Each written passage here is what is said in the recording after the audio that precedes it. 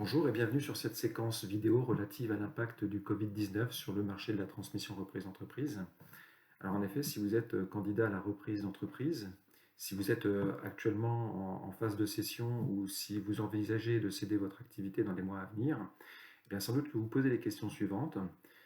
D'abord, est-ce que c'est le bon moment pour lancer une recherche d'entreprise ou est-ce que c'est le bon moment pour envisager de céder son activité? Ensuite, quel peut être l'impact du Covid-19 sur la valorisation de l'activité? Quel peut être également son impact sur le processus de négociation? Quand vous, repreneur, vous êtes au stade de la rédaction du business plan de reprise, quelles vont être les incidences de cette crise sanitaire sur la rédaction du business plan?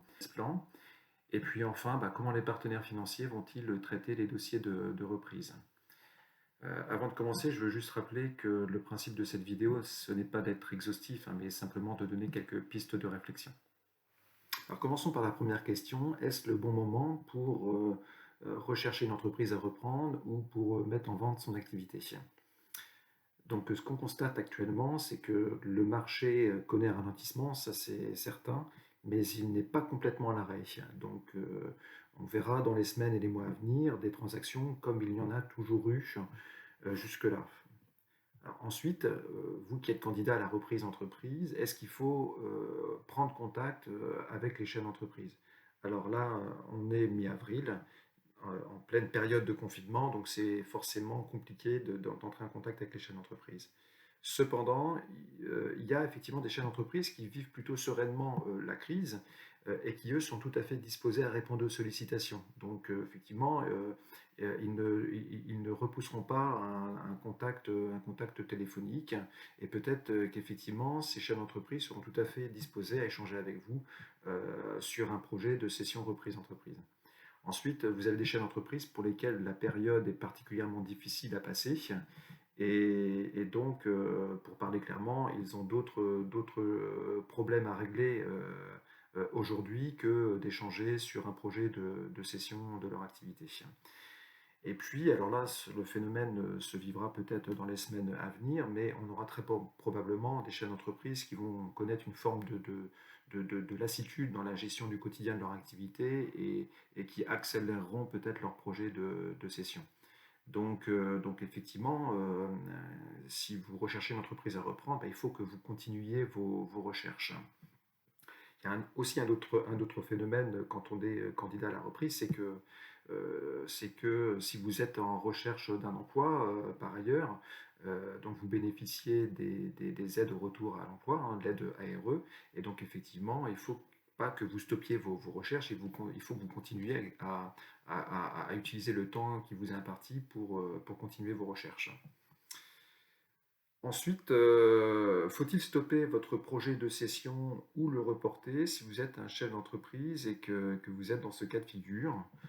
Alors, très clairement, non, hein, il faut pas stopper votre projet de cession ou le reporter, puisque de toute façon, le Covid-19 aura un impact sur votre activité, et donc cet impact, il sera visible dans 2 mois, 6 mois, comme il sera visible également dans 2 ans. Donc il n'y a pas d'intérêt à repousser votre projet de cession.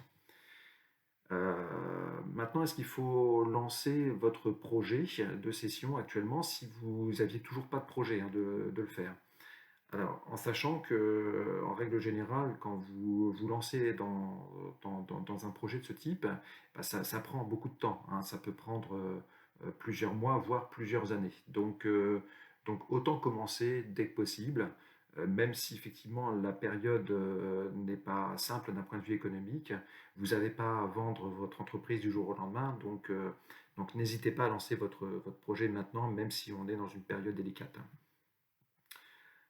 Et puis, il y a effectivement des entreprises dans des secteurs d'activité qui souffrent beaucoup moins de cette crise économique et sanitaire. Si vous avez la chance d'être dans ces secteurs d'activité qui souffrent moins, eh bien évidemment, là, il faut engager votre projet de cession si effectivement vous envisagez de prendre votre retraite ou si vous envisagez de faire d'autres activités. Donc là, vous êtes dans des cas de figure d'entreprise qui surperforment. Et donc, évidemment que votre activité, si vous êtes dans ce cas de figure, va être recherchée par les candidats à la reprise d'entreprise. Alors, la deuxième question qui se pose, c'est quel est l'impact du Covid sur la valorisation des entreprises? Alors, on va constater des résultats qui vont être fortement impactés dans les entreprises pour l'année 2020. Et ces résultats, ils vont être impactés de façon exceptionnelle. Or, avant de valoriser une entreprise, pour tout ce qui est de nature exceptionnelle, on fait ce qu'on appelle un retraitement sur le compte de résultat. Or, ces éléments exceptionnels ont un impact sur toutes les charges de l'entreprise. Donc, ce sera particulièrement difficile dans les mois à venir de faire ces retraitements sur les comptes de résultats avant de valoriser les entreprises. Ensuite, pour ce qui concerne la valorisation et les méthodes employées, on utilisera toujours les mêmes méthodes de valorisation des entreprises. Simplement, ce qu'on va constater, c'est que les coefficients qu'on a l'habitude d'appliquer sur les indicateurs tels que l'EBE, le résultat ou le chiffre d'affaires, eh ben, ces coefficients vont sans doute diminuer. Donc, quand on parlait d'une valeur de 3 à 4 fois l'EBE, eh ben, peut-être que ces coefficients passeront peut-être à 2,5 ou 3, voire peut-être moins. Et puis un autre phénomène qu'on verra probablement apparaître, c'est l'usage un peu plus fréquent des méthodes basées sur les cash flows. Alors, ce ne sont pas forcément des méthodes appliquées régulièrement, mais là, le seront peut-être plus parce que finalement, on cherchera à voir quelle est la valeur d'une entreprise sur l'avenir. Alors, le troisième sujet, c'est quel est l'impact du Covid sur la négociation. Alors, si vous êtes en négociation avec un cédant ou un repreneur, eh bien, déjà, continuez à négocier. Ça, c'est le plus important. Il faut que vous resserriez vos contacts avec le cédant ou le repreneur. Justement, c'est le moment de se serrer les coudes. Ensuite, eh bien, il y a effectivement des éléments qui pourront être renégociés, hein, comme le niveau de trésorerie, par exemple, le niveau de trésorerie à laisser dans l'entreprise. Et puis pour ce qui concerne des négociations qui pourraient s'amorcer prochainement, eh bien peut-être qu'il serait bien, pour les chefs d'entreprise, hein, peut-être qu'il serait bien de faire une situation intermédiaire pour avoir plus de visibilité sur l'activité, sur l'avenir de l'activité. Et puis ce qui pourrait être demandé aussi un peu plus fréquemment, c'est un plan de trésorerie prévisionnel. Alors, le quatrième sujet, c'est le business plan de reprise d'entreprise. Alors, les chefs d'entreprise actuellement sont en train d'activer des dispositifs, hein, qui vont avoir une incidence sur leur trésorerie et qui vont entraîner des décalages de charges. Donc, vous, candidat à la reprise d'entreprise, il faut que vous soyez particulièrement attentif à ces décalages de charges et puis à ces niveaux de trésorerie de l'entreprise que vous avez en vue. Et puis dans votre business plan, il faudra aussi intégrer ce nouveau risque, hein, qui est le risque sanitaire comme celui qu'on vit actuellement. Donc il faudra également que vous testiez votre modèle économique, hein, sur sa capacité à tenir dans des difficultés comme celles qu'on rencontre au jour d'aujourd'hui. Pour ce qui concerne le plan de financement, on peut supposer que le cédant sera encore plus impliqué dans les financements. Donc déjà, première chose, peut-être qu'on verra de plus en plus de formes de reprise d'entreprise, de formes de reprise partielle d'entreprise. Donc en fait, il s'agit pour vous, en tant que repreneur, de reprendre la majorité des parts sociales, mais faire en sorte aussi que le chef d'entreprise, lui, conserve une partie des parts sociales. Ensuite, le chef d'entreprise, lui, pourra peut-être aussi participer au financement de la reprise sous forme de crédit vendeur. C'est une chose qui est pratiquée régulièrement, mais elle le sera sans doute encore plus dans les semaines et les mois à venir. Et, aussi, pour ce qui concerne le paiement du prix, alors il y a des solutions telles que les compléments de prix, les clauses d'earn-out. Ces formes de paiement d'un prix de cession vont peut-être se développer. On les verra sans doute encore plus dans les plans de financement. Et puis, s'agissant de la reprise d'entreprise, on entend souvent parler de la reprise sous forme de LBO. Alors, le LBO est une forme assez particulière de reprise d'entreprise qui impose que l'entreprise qui est reprise ait un niveau de rentabilité important, qu'elle puisse faire remonter de la trésorerie de façon très régulière. Eh bien, bah, compte tenu des difficultés que nous voyons dans les entreprises au jour d'aujourd'hui, et du peu de visibilité qu'on a sur l'avenir, ce type de montage risque d'être compliqué à mettre en œuvre maintenant. Alors le dernier sujet, c'est comment les partenaires financiers vont-ils traiter les dossiers de reprise.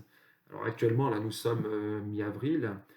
Très clairement, les banques sont prioritairement sur les prêts garantis par l'État. Donc les dossiers de reprise seront étudiés de façon décalée. Euh, Globalement, on peut supposer que l'étude des dossiers sera encore plus rigoureuse et aussi que l'investissement du repreneur soit plus important. On parlait d'un apport personnel de 20 à 30%, peut-être que cet apport personnel demandé sera supérieur à l'avenir. Les partenaires financiers regarderont aussi sans doute de plus près les business plans et les plans de trésorerie. Et ce qu'on peut vous inviter à faire, c'est d'imaginer des prévisionnels entre guillemets dégradés qui tiendraient compte de quelques semaines d'inactivité pour vérifier que votre modèle économique tiendrait en des circonstances telles que celles que nous vivons actuellement. Donc en tenant compte de quelques semaines d'inactivité. Ensuite, pour ce qui concerne du financement, bah, le cédant sera sans doute plus sollicité de façon à pouvoir répartir le risque sur les différentes parties prenantes, à savoir le repreneur, le cédant et le partenaire financier. Donc le cédant sera sollicité probablement plus, alors sous la forme de crédit vendeur, hein, ce qu'on évoquait tout à l'heure, mais aussi on verra apparaître peut-être encore plus de reprises partielles d'entreprises. Donc ça veut dire que les cédants conserveront une partie du capital social, pas la majorité, puisque vous, repreneur, vous souhaitez avoir le contrôle des entreprises, mais les cédants pourront garder une partie du capital, ce qui d'ailleurs a des avantages, hein, notamment celui d'être rassurant pour les banques. Les taux probablement resteront bas et peut-être ce qu'on pourra voir également, c'est des temps de remboursement qui pourront également diminuer. Donc voilà en quelques mots les incidences du Covid-19 sur le marché de la transmission reprise entreprise. Il y a sans doute plein d'autres choses à dire, hein. Merci d'avoir regardé cette vidéo. D'autres sont en cours de préparation actuellement. Pour terminer, je vous rappelle que le réseau CCI est à votre disposition pour vous aider dans vos projets. Donc, sur chaque territoire, il y a un conseiller spécialisé qui peut vous aider. Il connaît le sujet de la transmission reprise d'entreprise, connaît les entreprises et les différents acteurs économiques.